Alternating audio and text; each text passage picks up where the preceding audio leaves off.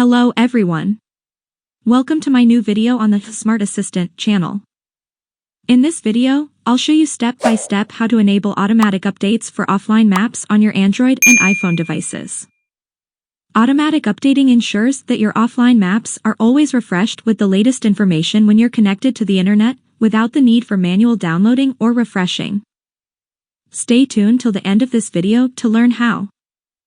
So, if you're ready, without further ado, let's get started.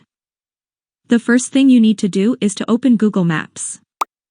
Then, tap on your profile in the top right corner of the screen. After that, find the option for offline maps and enter it. Once you've done that, now tap on the gear icon in the top right corner of the screen. Then, turn on the Auto Update Offline Maps option by tapping on the switch. Great!